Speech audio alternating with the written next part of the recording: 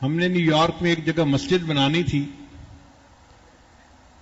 تو ہمارے ساتھی تھے، وہ مجھے کہنے لگے کہ حضرت آپ واشنگٹن سے یہاں آ جائیں تو مسلمانوں کے لیے ایک مرکز بن جائے گا، پورے علاقے میں مسجد نہیں ہے۔ ہم نے کہا بہت اچھا۔ چنانچہ میں واشنگٹن سے اپنے بچوں کو لے کے نیو یارک آ گیا۔ اب جس جگہ پر آئے وہاں ارد گرد مسلمان بھی کافی تھے، مگر کافروں کا علاقہ تھا، یہودی بہت رہتے تھے۔ وہاں پہ مسجد کا بنانا ایک بڑا چیلنج تھا۔ پلاٹ خریدیں، پھر پلاٹ کی اپروول نہیں ملتی، پھر کنسٹرکشن ہو جائے تو 100 اور پابندیاں۔ تو میں نے اس دوست کو مشورہ دیا، ہم پلاٹ خرید کے مسجد بنائیں گے نا تو پگڑی داڑھی والوں کو اپروول کسی نے نہیں دینی، وہ کہیں گے یہ فنڈامنٹلسٹ کہاں سے آ گئے۔ اس لیے بہتر یہ ہے کہ ہم کوئی بنی بنائی جگہ خریدیں اور وہاں پر بس عبادت شروع کر دیں۔ اس نے کہا جی بنی بنائی جگہ کا کیا مطلب؟ میں نے کہا کوئی ایسی عمارت ڈھونڈیں جو بنی ہی عبادت کے لیے ہو، ہمیں اس کا یوز پرمٹ تبدیل کروانے کی ضرورت پیش نہ آئے، ہم بھی عبادت شروع کر دیں گے۔ چنانچہ ایک سینیگاگ تھا، یہودیوں کی جو مسجد ہوتی ہے اس کا نام سینیگاگ ہوتا ہے، وہ بنا ہوا تھا اور وہ بکنے کے لیے تیار تھا۔ یہودی اپنے لیے اور جگہ پہ بڑی عبادت خانہ بنانا چاہتے تھے اور اس کو بیچنا چاہتے تھے۔ اب ان کے سینیگاگ کو کون خریدے؟ کوئی خریدار نہیں تھا۔ خیر ہم نے پتہ کیا تو پتہ چلا کہ وہ $9 لاکھ کا وہ ہمیں بیچ دیں گے۔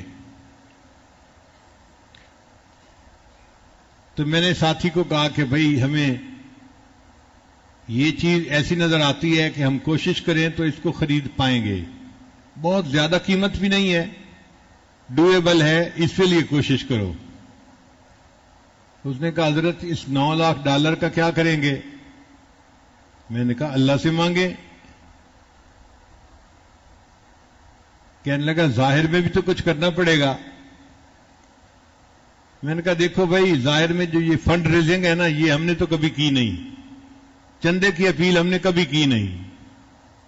الحمدللہ ہم نے اپنے بزرگوں سے یہی سیکھا ہے کہ اللہ سے مانگو اللہ دے گا، تو بس ہم اب بھی اللہ ہی سے مانگیں گے، بندوں سے نہیں مانگیں گے۔ اس نے کہا حضرت اس کا کوئی طریقہ؟ میں نے کہا اس کا طریقہ یہ ہے کہ سب سے پہلے تو آپ کاروباری بندے ہیں، جتنے پیسے آپ دیں گے آپ لگائیں، اور میں آپ کو گارنٹی دیتا ہوں کہ آپ کو 10 گنا اللہ واپس لوٹائیں گے۔ وہ تو حیران ہی ہو گیا، کہتے اچھا 10 گنا مجھے دنیا میں مل جائے گا؟ میں نے کہا ہاں آخرت میں تو بہت کچھ ملے گا، دنیا میں بھی 10 گنا آپ کو واپس مل جائیں گے۔ کہنے لگا پھر تو میں ہمت کرتا ہوں۔ وہ گیا، اس نے جا کے بیوی سے مشورہ کیا، بچوں سے مشورہ کیا، سب کے اکاؤنٹ میں جتنے پیسے تھے تو اس نے $9 لاکھ اکیلے بندے نے پورے کر کے میرے پاس آ گیا۔ حضرت میں نے اپنے اکاؤنٹ سے، بیوی کے اکاؤنٹ سے، بچوں کے اکاؤنٹ سے جتنے پیسے تھے سب اکٹھے کر لیے ہیں اور $9 لاکھ میں نے جمع کر لیے ہیں۔ میں نے کہا ٹھیک ہے پھر کل چلیں گے، پیمنٹ کر کے اس کو خرید دیں گے۔ اگلے دن ہم گئے اور ہم نے جا کے اس کی ڈیل مکمل کر لی اور ہمیں چابی مل گئی، اور ہم نے آ کے اس کی صفائی کی جگہ کی اور اذان دے کے نمازیں شروع کر دی۔ وہاں کے مسلمان بڑے حیران کہ جی مسجد کھل گئی تو کیسے کھلی؟ چندہ تو کسی نے کیا نہیں۔ اب اس کے بعد جو آتا کہ جی چندہ تو کیا نہیں، مسجد کیسے کھلی؟ وہ کہتا تھا حضرت صاحب سے پوچھو۔ تو سارے لوگ میرے پاس، حضرت جی یہ مسجد کیسے کھل گئی؟ میں کہتا بتاؤ بھائی یہ گھر کس کا ہے؟ کہتے اللہ کا ہے۔ میں نے کہا پھر جس کا گھر ہے اسی نے خریدی ہے نا، اسے پوچھو۔ پھر گھر اللہ کا ہے تو اللہ ہی نے خریدی نا، گھر تو اپنا انسان خریدتا ہے نا، تو اللہ نے خریدی ہے تو اللہ نے کوئی بندوبست کیا ہوگا، اللہ سے پوچھو اللہ آپ نے کیسے اس کو جو ہے نا وہ خریدوا دیا۔ چپ ہو جاتے لوگ۔ ہم نے بالکل کسی کو نہیں بتایا کہ کس نے خریدی، کیسے خریدی، بس نماز شروع کر دی، جمعہ شروع کر دیا۔ اب وہ بندہ جس نے $9 لاکھ خرچ کیے تھے نا میرے پاس آیا, مجھے کہتا ہے حضرت میں نے تو پوری زندگی میں جو کمایا تھا آپ کے اعتماد پر میں نے سب کچھ لگا دیا, اب میرا کیا بنے گا؟ میں نے کہا آپ کو 10 گنا ملے گا, آپ نے تو نفع کا سودا کیا. حضرت آپ گارنٹی دیتے ہیں؟ میں نے کہا بھئی تحریر لکھو, میں ہاتھ اور پاؤں دونوں کے انگوٹھے لگا دوں گا. تو وہ مسکرا پڑا کہ اچھا آپ کو اتنا یقین ہے کہ مجھے ملے گا؟ میں نے کہا ہاں ملے گا. پھر اس کو میں نے مشورہ دیا کہ دیکھیں آپ کے 2 مکان ہیں, ایک میں آپ رہتے ہیں اور دوسرا آپ نے کرائے پہ دیا ہوا ہے. کہنے لگا ہاں. میں نے کہا وہ جو کرائے پہ دیا ہوا ہے نا اس کو آپ بیچ دیں اور جو $5-6 لاکھ آپ کو ملے گا اس سے آپ کوئی اور مکان خریدیں اور پراپرٹی کا کام شروع کر دیں. اللہ کی شان دیکھیں جی کہ اس بندے نے پراپرٹی کا کام شروع کر دیا. ایک مکان میں اللہ نے پروفٹ دیا, پھر دوسرے میں دیا, پھر تیسرے میں دیا. 3 سال گزرنے کے بعد ایک دن فجر کی نماز کے لیے آیا, مجھے کہنے لگا حضرت آپ کی ذمہ داری پوری ہو گئی. میں نے پوچھا میری ذمہ داری کیسے پوری ہو گئی؟ کہنے لگا حضرت اس وقت میں $9 ملین کی پراپرٹی کا مالک ہوں, اللہ نے مجھے 10 گنا واپس پیسے لوٹا دیے ہیں. میں نے کہا الحمدللہ, میں نے صرف آپ سے نہیں اپنی زندگی میں درجنوں بندوں کو یہ بات سمجھائی اور انہوں نے اللہ سے سودا کیا اور اللہ نے ان کو 10 گنا کم از کم واپس دیا. اس سے زیادہ بھی مل سکتا ہے, لیکن چونکہ ہمارا یقین کمزور ہے ہم صرف 10 گنا تک ہی رہتے ہیں. اگر کوئی زیادہ یقین والا ہو تو وہ تو 70 گنا بھی لے سکتا ہے, 700 گنا بھی لے سکتا ہے واپس. بلکہ واللہ یضاعف لمن یشاء بغیر حساب, اللہ بغیر حساب اس کو واپس عطا فرما سکتا ہے. تو یقین کے ساتھ اللہ کے راستے میں خرچ کریں کہ یہ میرے پاس واپس آنا ہی آنا ہے. اتنا بڑا مجمع سامنے ہے, آپ حضرات اپنے دلوں میں جھانک کے بتائیں, کبھی آپ نے کوئی بندہ دیکھا جو مدارس اور مساجد پہ خرچ کرنے والا ہو اور بینکرپٹ ہو گیا ہو, اس کا کاروبار ٹھپ ہو گیا ہو مسجدوں پہ خرچ کرنے کی وجہ سے یا مدرسوں پہ خرچ کرنے کی وجہ سے؟ 1 سے 2 فیکٹریاں تو ہوتی ہیں, دکانیں بھی 1 سے 2 ہو جاتی ہیں. کبھی کام ٹھپ نہیں ہوا جو اللہ کے راستے میں خرچ کرتے ہیں. کیوں کہ اللہ نے قرآن میں فرما دیا وما انفقتم من شیء فهو یخلفہ, تم اللہ کے راستے میں جو خرچ کرو گے اللہ تمہیں اس کا بدلہ دے کر رہے گا. رابعہ بصریہ اللہ کی ایک نیک بندی تھی, ان کا واقعہ میں سنا دیتا ہوں. عام طور پہ لوگ سمجھتے ہیں کہ عورتوں کا یقین کمزور ہوتا ہے, بیچاری جلدی گھبرا جاتی ہیں.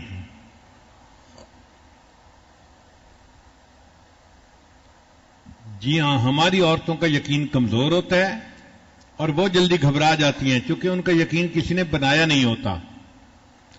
جن کا یقین بنا ہوا ہوتا ہے وہ پہاڑ کی طرح مضبوط ہوتی ہیں. تو رابعہ بصریہ اللہ کی وہ بندی تھی جس کا یقین بنا ہوا تھا. اللہ کی شان دیکھیں, ایک دفعہ ان کے گھر مہمان آ گئے.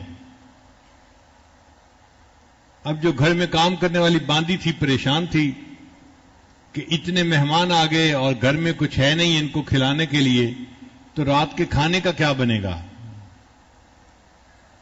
دروازہ کھٹکھٹایا گیا, ایک بندہ آیا. رابعہ نے اس باندی کو کہا کہ جا کے پوچھو کون ہے. اس نے کہا جی کوئی بندہ ہے, کھانا لایا ہے. اچھا بھائی کھانا لایا ہے تو روٹیاں گنو کتنی ہیں. وہ جی روٹیاں تو 9 ہیں. انہوں نے کہا نہیں یہ ہمارا کھانا نہیں, یہ اس بندے کو واپس کر دو.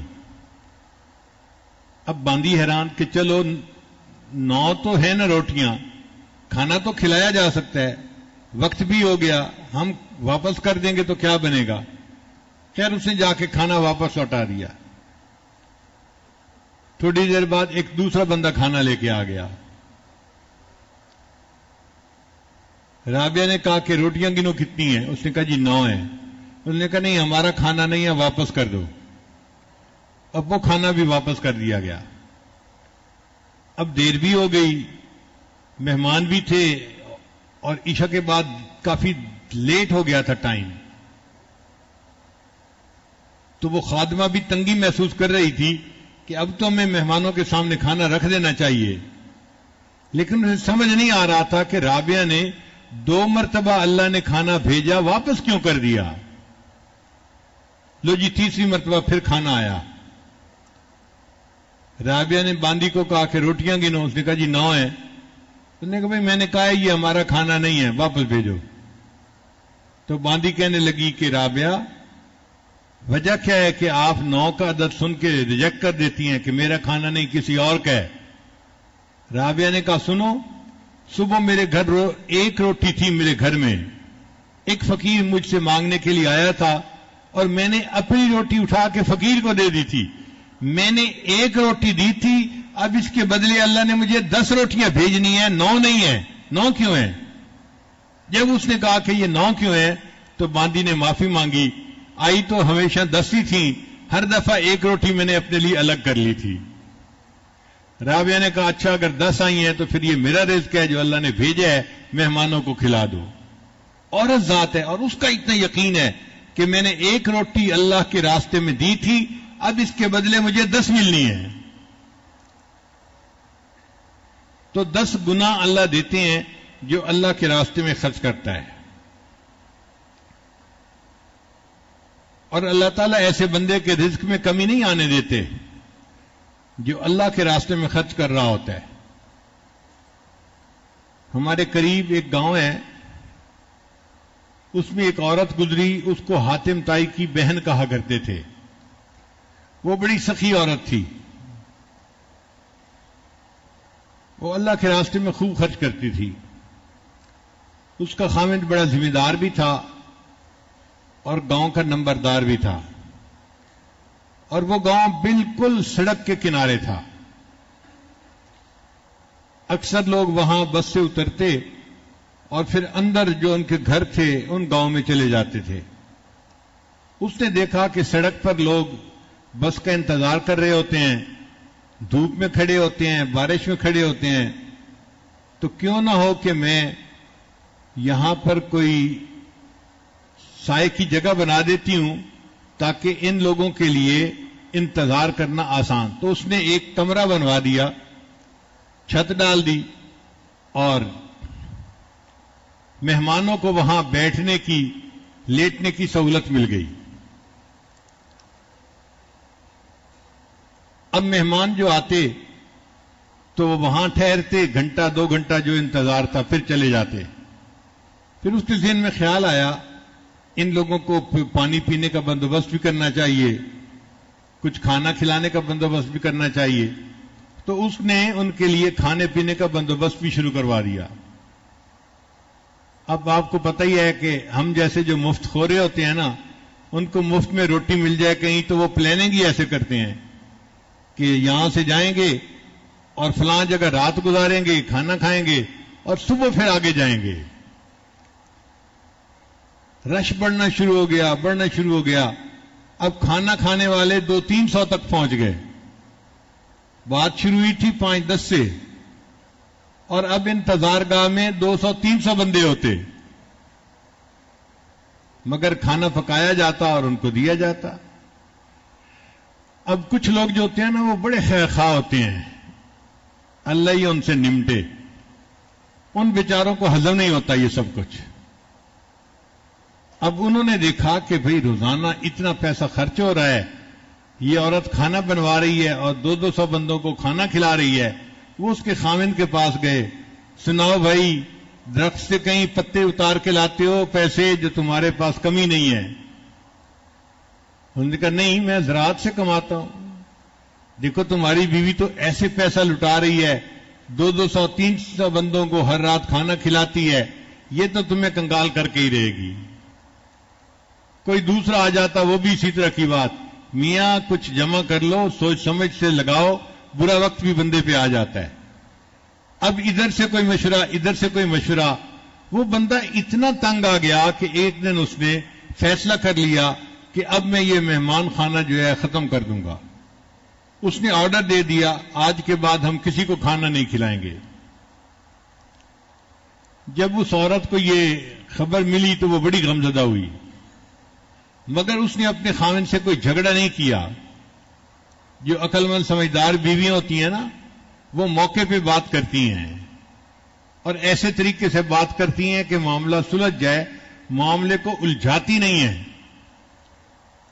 چنانچہ وہ غمزدہ بیٹھی تھی، ڈپریس تھی، خاوند گھر آیا، اس نے پوچھا بیوی سے کیا ہے آج بڑی مغموم لگ رہی ہو؟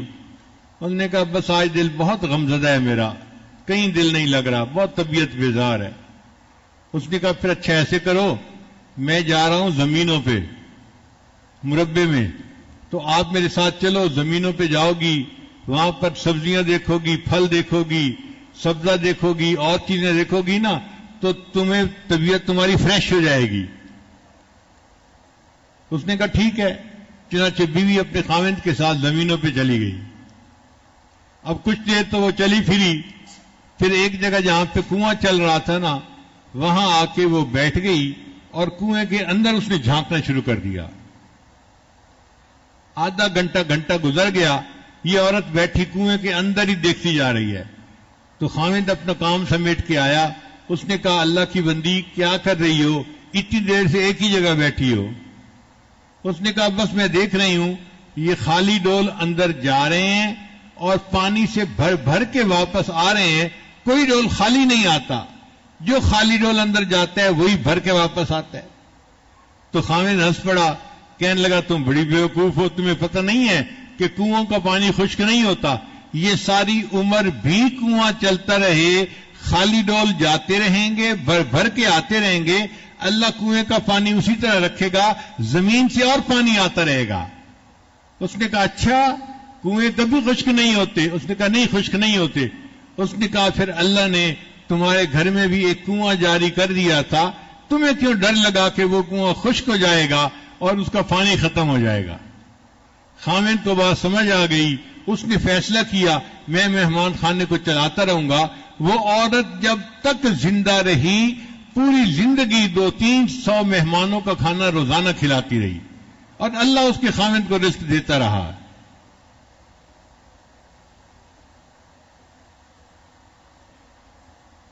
تو یقین اگر دل میں ہو تو اللہ تعالیٰ رزق سے انسان کو پریشان نہیں کرتے۔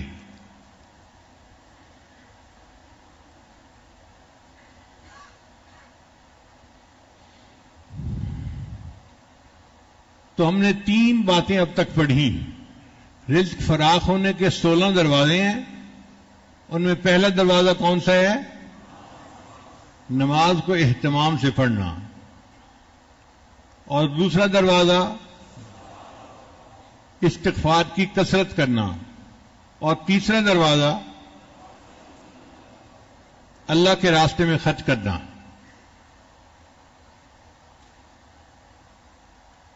جو انسان مسجد پہ خرچ کرے، مدرسے پہ خرچ کرے، یتیموں پہ خرچ کرے، غریبوں پہ کرے، اللہ کے راستے میں خرچ کرے، اللہ اس کو کم از کم 10 گنا واپس لوٹاتے ہیں۔ کتنا لوٹاتے ہیں؟ کم از کم 10 گنا واپس لوٹاتے ہیں۔ کتابوں میں ایک عجیب واقعہ لکھا ہے کہ موسیٰ علیہ السلام کے زمانے میں ایک آدمی تھا جو بڑا غریب تھا، بیچارے کو کھانا ہی نہیں ملتا تھا، بالکل ہڈیوں کا ڈھانچہ بن گیا تھا۔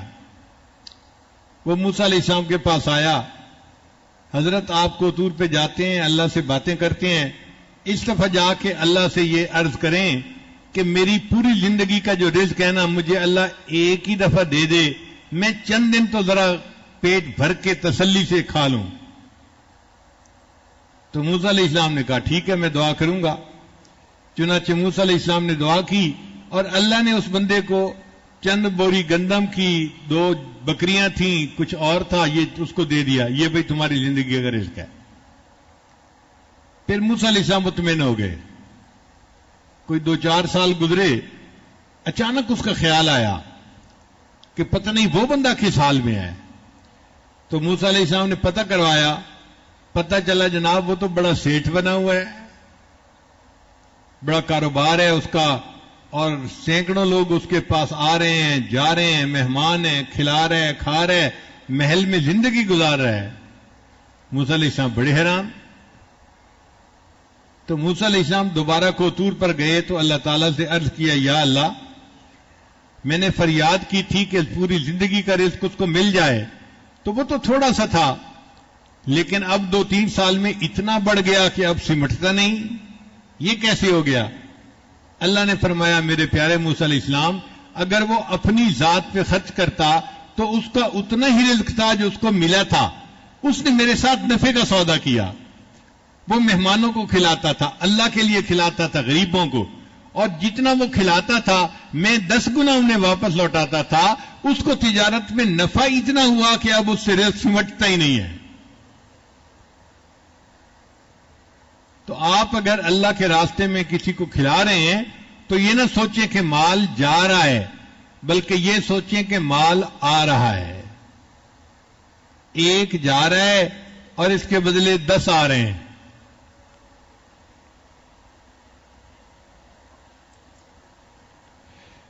پھر رزق کا چوتھا دروازہ تقوی اختیار کرنا۔ اللہ تعالی ارشاد فرماتے ہیں، وَلَوْ أَنَّ أَهْلَ الْقُرَىٰ آمَنُوا وَاتَّقَوْا لَفَتَحْنَا عَلَيْهِمْ بَرَكَاتٍ مِّنَ السَّمَاءِ وَالْأَرْضِ۔ اگر یہ بستی جیسے والے تقوی اختیار کرتے تو ہم ان کے لیے آسمان سے رزق کے دروازوں کو کھول دیتے۔ اللہ آسمان سے رزق کے دروازے کھولتے ہیں جو انسان گناہوں سے بچتا ہے۔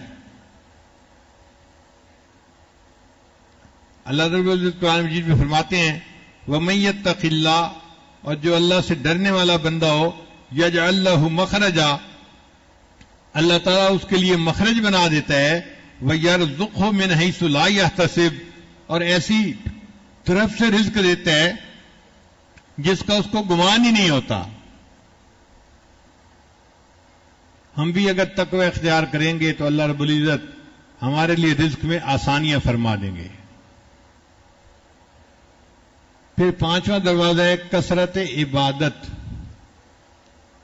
5واں دروازہ کون سا ہے؟ کثرت عبادت، ٹکا کے کرنا، نفل پڑھنا، نمازیں پڑھنا، تلاوت کرنا، خوب جی بھر کے عبادت کرنا، اس سے بھی رزق دروازے کھل جاتے ہیں۔ حدیث مبارک ہے، ابن آدم تفرغ لعبادتی، اے ابن آدم میری عبادت کے لیے اپنے آپ کو فارغ کر لے، املأ صدرک غنن، میں تیرے سینے کو غنا سے بھر دوں گا، واسد فقرک، اور تمہاری تنگ دستی کو میں بند کر دوں گا۔ یعنی عبادت کرنے سے اللہ تنگ دستی کو بند کر دیتے ہیں اور سینے کو غنا سے بھر دیتے ہیں۔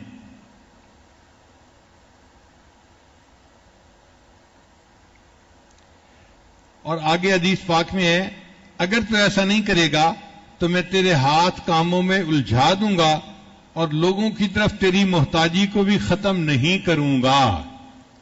یہ ہماری زندگی کا حال ہے کہ کام میں ہاتھ بھی الجھے ہوئے ہوتے ہیں، ہر وقت کام، ایک ختم نہیں ہوتا دوسرا اوپر سے، دوسرا ختم نہیں ہوتا تیسرا اوپر سے، دفتر میں کام کرتے کرتے گھر آتے ہیں، گھر میں بھی فون آنے شروع ہو جاتے ہیں، رات کو بھی فون آتے ہیں، تو ہاتھ کام میں الجھے ہوئے ہوتے ہیں اور لوگوں کی طرف ہر وقت کی محتاجی ہوتی ہے۔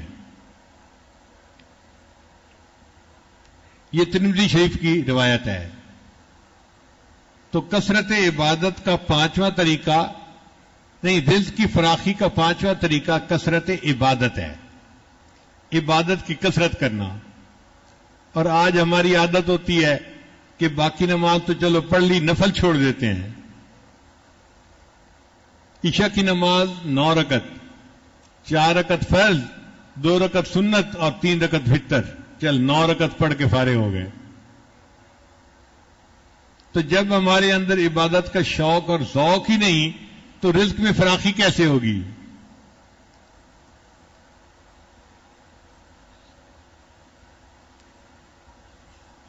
جو گھوڑے مقابلہ جیتتے ہیں نا، دوڑوں میں فرسٹ آتے ہیں، تو ان کو گھوڑے ٹانگے کے اندر نہیں استعمال کیا جاتا۔ آپ نے کبھی دیکھا ہے کوئی چیمپئن گھوڑا کسی تانگے میں استعمال ہو رہا ہو؟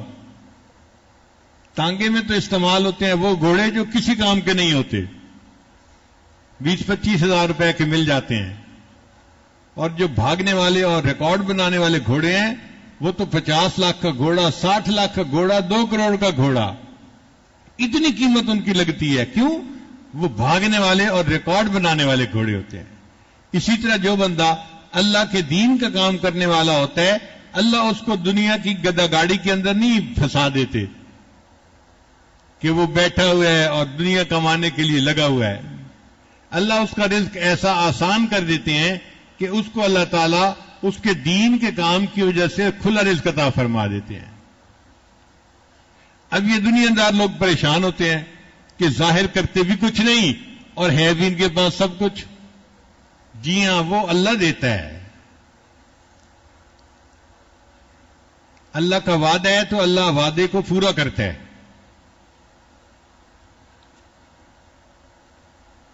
پھر چھٹا دروازہ جس سے کہ انسان کا رزق بڑھتا ہے، حج عمرے کی کثرت کرنا، ہر سال حج کرنا اور عمرہ بار بار کرنا.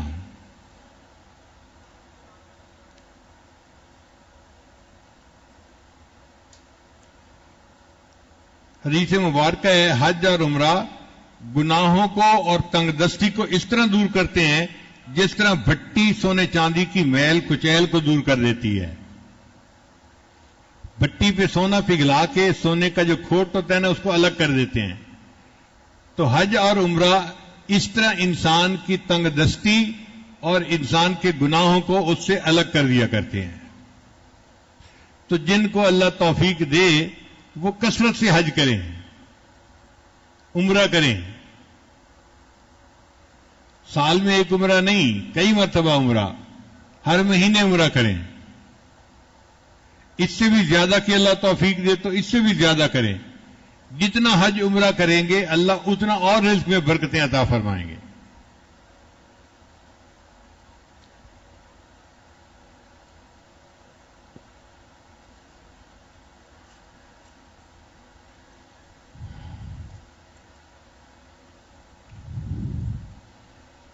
رزق کا 8واں دروازہ، کمزوروں کے ساتھ حسن سلوک.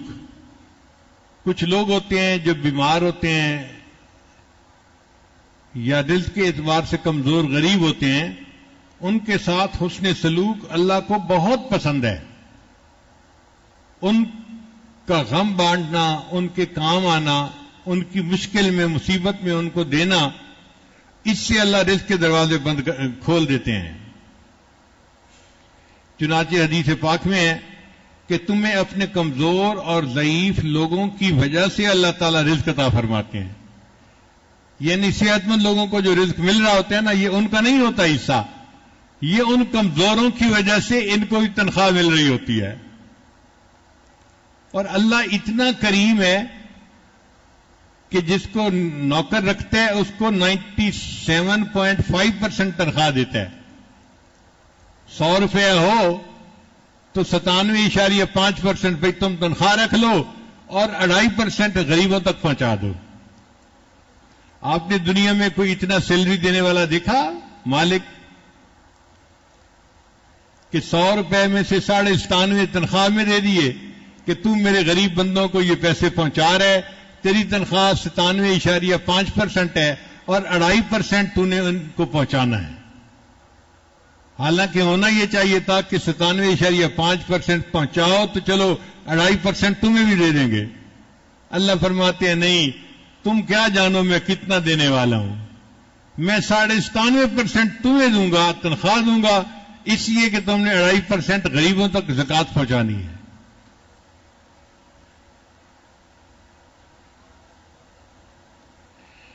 پھر 9 دروازہ جس سے انسان کا رزق بڑھتا ہے وہ ہے توکل. وَمَن يَتَوَكَّلْ عَلَى اللَّهِ فَهُوَ حَسْبُهُ. جو اللہ پہ توکل کرتا ہے اللہ اس کے رزق کے دروازے کھول دیتے ہیں.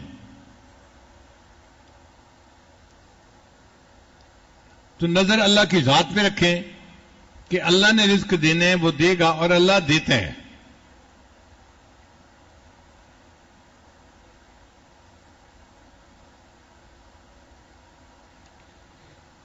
پلے رزق نہ بندے پکھو تے درویش. پلے رزق نہ بندے پکھو تے درویش، جنہ تکیا رب دا انہاں رزق ہمیش. جو اللہ پہ توکل کرتے ہیں اللہ انہیں ہمیشہ رزق عطا فرماتا ہے، اللہ رزق کا بندوبست کر دیتا ہے. تو نظر اللہ کی ذات پہ رکھیں، پھر دیکھیں اللہ تعالیٰ آپ کو کیسے رزق عطا فرماتے ہیں. اور 10واں دروازہ شکر ادا کرنا.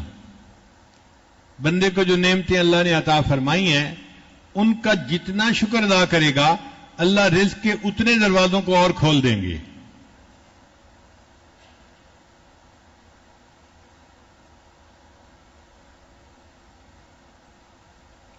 اللہ تعالیٰ فرماتے ہیں لئن شکرتم لأزیدنکم، اگر تم شکر ادا کرو گے تو میں اپنی نعمتیں تمہیں اور زیادہ عطا فرماؤں گا.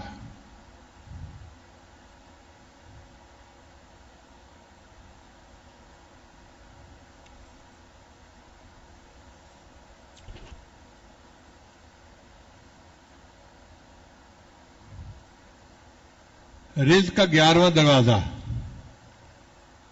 انسان گھر جائے اور اہل خانہ کو مسکرا کے سلام کرے.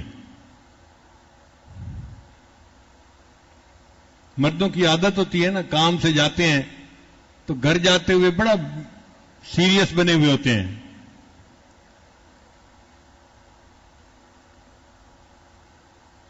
حدیث پاک میں آتا ہے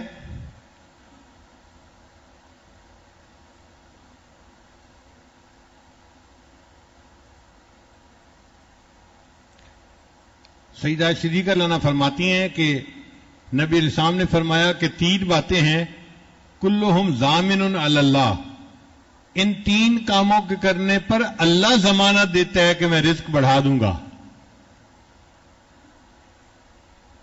ان میں سے ایک ہے رجل دخل بیتہ بسلام فہو ضامن علی اللہ، وہ بندہ جو اپنے گھر میں واپس داخل ہو اور اہل خانہ کو مسکرا کر سلام کرے، اللہ ضمانت دیتے ہیں میں اس کے رزق کو فراخ کر دوں گا. آپ بتائیے کبھی ہمارا دھیان اس طرف گیا کہ یہ بھی رزق کا دروازہ ہو سکتا ہے؟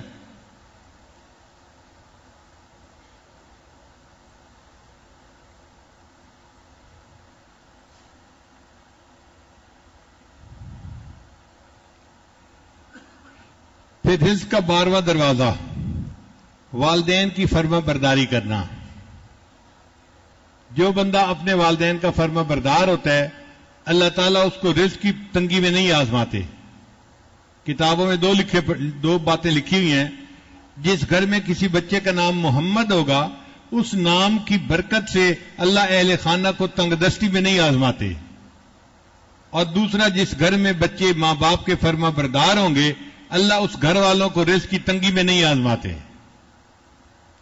تو ماں باپ کی فرما برداری کرنے پر اللہ تعالیٰ دنیا کے رزق کے دروازے کھول دیتے ہیں.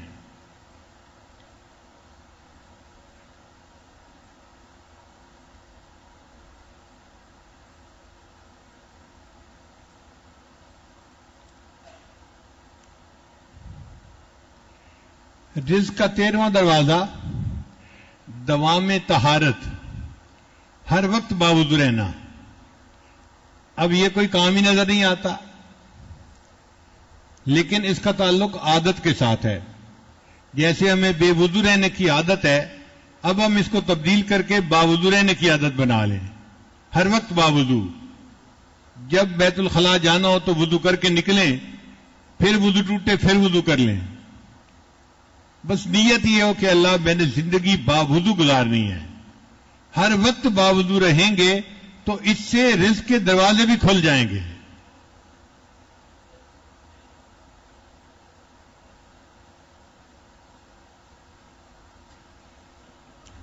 نبی الاسلام نے فرمایا ایک صحابی کو، دم علی الطہارت، تم ہر وقت باوضو رہنا، یوسع علیک الرزق، اللہ تمہارے اوپر رزق کو وسیع کر دے گا.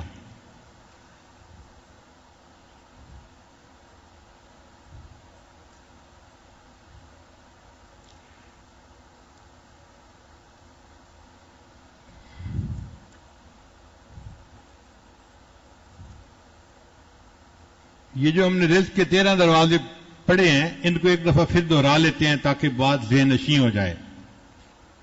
رزق کا پہلا دروازہ نماز کا اہتمام کرنا. اگر کوئی لکھنے چاہتے ہیں تو آپ بے شک اس کو لکھ لیجئے یہ بہت مستند باتیں ہیں. نماز کا اہتمام کرنا، دوسرا ہے استغفار کی کثرت کرنا، تیسرا ہے اللہ کے راستے میں خرچ کرنا.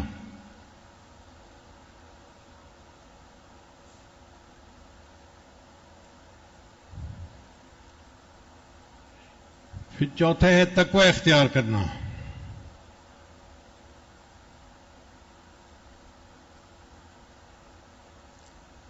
پھر آگے ہے عبادت کی کثرت کرنا. پھر ہے کثرت سے حج اور عمرہ کرنا.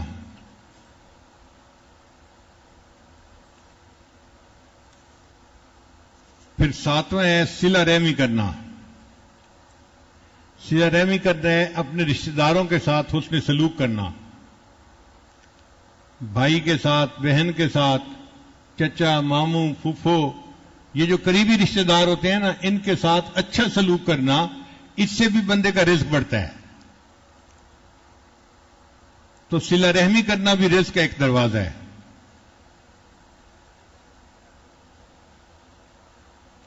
پھر کمزوروں کے ساتھ اس کے سلوک کرنا. پھر توکل کرنا. پھر اللہ کا شکر ادا کرنا. اور آگے ہے اہل خانہ کو سلام کرنا جب گھر جائے مرد. اور 12واں ہے والدین کی فرما برداری کرنا. اور 13واں ہے وضو کی پابندی کرنا، محافظت کرنا. 14واں نمبر ہے چاشت کی نماز پڑھنا. دن کے 10 بجے جو 4 نفل پڑھے جاتے ہیں اس کو چاشت کی نماز کہتے ہیں، صلاۃ الضحیٰ. جب سورج کی گرمی اتنی ہوتی ہے نا کہ پاؤں زمین پہ رکھیں تو پاؤں رکھے نہیں جاتے، اس کو صلاۃ الضحیٰ کہتے ہیں.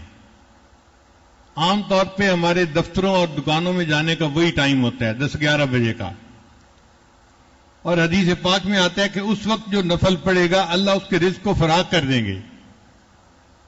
تو بندہ خود بھی نفل پڑھ کے دفتر جائے اور اہل خانہ کو بھی سمجھائے کہ بھئی چاشت کی نماز پابندی سے پڑھنا، اللہ ہمارے رزق میں برکت دیں گے. عورتیں اگر چاشت کی نماز پابندی سے پڑھنا شروع کر دیں، اللہ رزق کی پریشانیوں کو ختم فرما دیتے ہیں.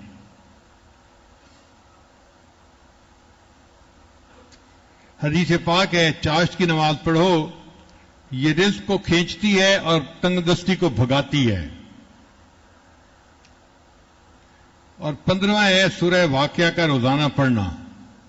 قرآن مجید میں ایک سورت ہے، اس کا نام ہے واقعہ. چھوٹی سی سورت ہے، زیادہ بڑی نہیں ہے. جو بندہ روزانہ اس کو باقاعدگی سے پڑھے، اللہ اس کو رزق کی پریشانی سے نکال دیتے ہیں. عبداللہ ابن عباس لانو بڑے عالم تھے، عثمان غنی لانو کے پاس آئے ملنے کے لیے. تو عثمان غنی لانو کو اللہ نے بہت مال و دولت دی تھی، غنی بنا دیا تھا. انہوں نے فرمایا عبداللہ میرا دل چاہتا ہے کہ تمہاری بیٹیاں ہی بیٹیاں ہیں، بیٹا نہیں ہے، تو میں تمہیں بہت ساری رقم دے دوں تاکہ تم اپنی بیٹیوں کے لیے خرچے کا بندوبست کر دو. تو عبداللہ ابن عباس نے جواب دیا عثمان غنی عنہ کو، امیر المومنین مجھے آپ کے تعاون کی ضرورت نہیں ہے. تو عثمان غنی عنہ بڑے حیران ہوئے، تعاون کی ضرورت نہیں ہے تو پھر کیسے گزارا ہوگا؟ انہوں نے آگے سے کہا کہ مجھے نبی علیہ الصلوۃ والسلام نے یہ بات بتائی تھی کہ اگر تم سورہ واقعہ کو روزانہ پڑھ لو گے اللہ تمہیں رزق کی تنگ دستی سے بچا لیں گے.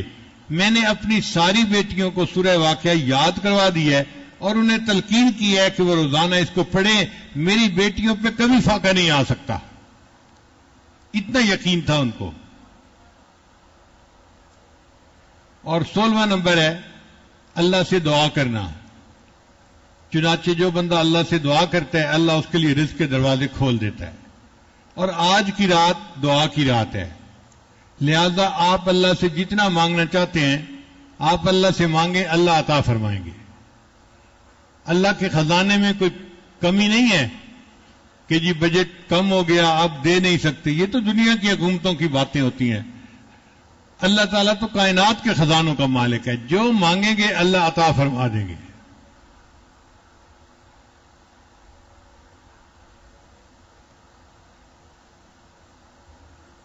ٹوٹے رشتے وہ جوڑ دیتا ہے، بات رب پہ جو چھوڑ دیتا ہے، اس کے فضل و کرم کا کیا کہنا، لاکھ مانگو کروڑ دیتا ہے۔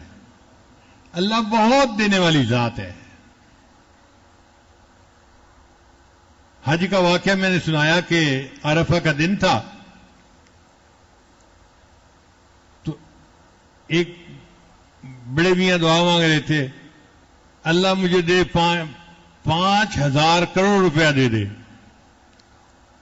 کوئی اس طرح کی فگر تھی، بار بار کہہ رہا تھا اللہ مجھے 5,000 کروڑ روپیہ دے دے، 5,000 کروڑ روپیہ دے دے۔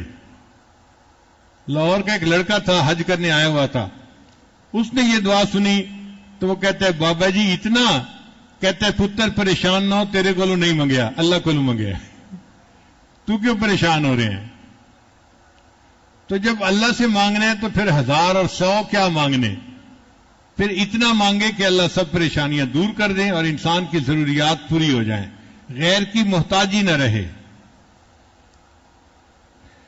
تو یہ 16 دروازے ہیں جن سے انسان کو اللہ تعالیٰ رزق عطا فرما دیتے ہیں۔ اب ایک بات اور بھی کر دوں، علماء نے 16 کام لکھے ہیں جن سے رزق کے دروازے بند ہوتے ہیں، وہ بھی ساتھ ہی ساتھ سن لیجئے۔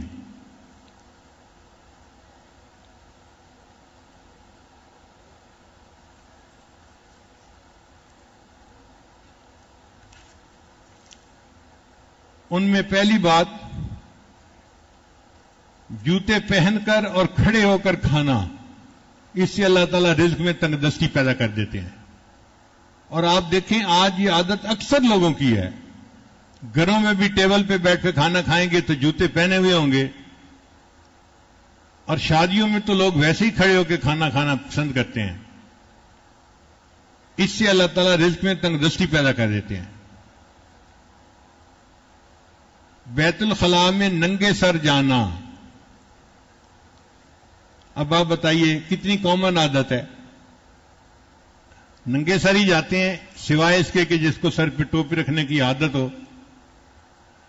اور بیت الخلاء میں باتیں کرنا،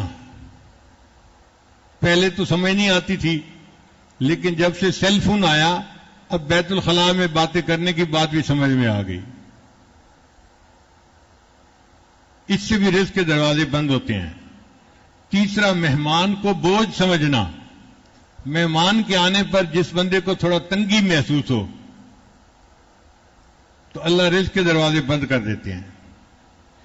چوتھا، بغیر ہاتھ دھوئے کھانا کھانا، یہ تو بہت عادت ہے آج، بغیر ہاتھ دھوئے کھانا کھانے سے رزق کے دروازے بند ہوتے ہیں۔ پھر کھانے کے برتن کو صاف نہ کرنا، کھانا تو کھا لیا اور جو بچا ہوا ہے بس وہ اسی طرح چھوڑ دیا۔ پلیٹ کو صاف کرنا سنت ہے۔ پھر مسجد میں آ کر دنیا کی باتیں کرنا، جو بندہ مسجد میں آ کر دنیا کی باتیں کرے اللہ اس کے رزق کو تنگ کر دیتے ہیں۔ پھر 7واں نمبر ہے فقیر کو جھڑکنا۔ فقیر کو جھڑکنا بہت بڑا گناہ، آپ نہیں دے سکتے تو اس کو پیار سے کہیں کہ بھئی آپ آگے چلے جائیں۔ ڈانٹ ڈپٹ کرنے کا کیا مطلب ہوتا ہے؟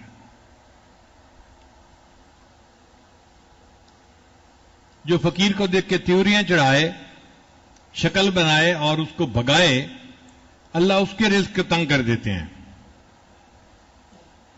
پھر مغرب کی نماز کے بعد بغیر عذر کے سونا، کوئی مریض ہے یا کوئی عذر ہے وہ تو الگ بات ہوئی، کئی لوگوں کی عادت ہوتی ہے، تو مغرب کے بعد اگر سونے کی عادت بنا لی جائے تو اس سے رزق تنگ ہو جاتا ہے۔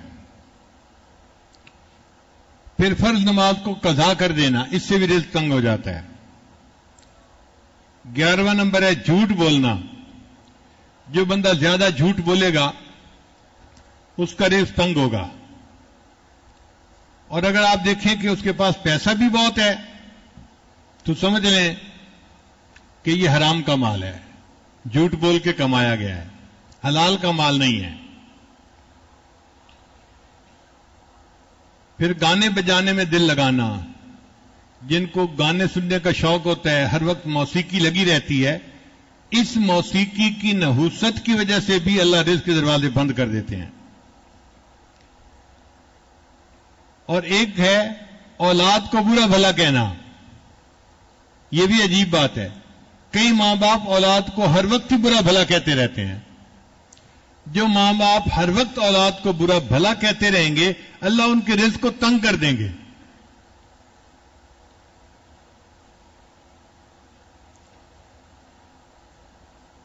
پھر قرآن مجید کو بے وضو چھونا، قرآن مجید کو انسان جب بھی ہاتھ لگائے تو باوضو ہونا چاہیے، بے وضو ہاتھ لگانے سے رزق تنگی ہو جاتی ہے۔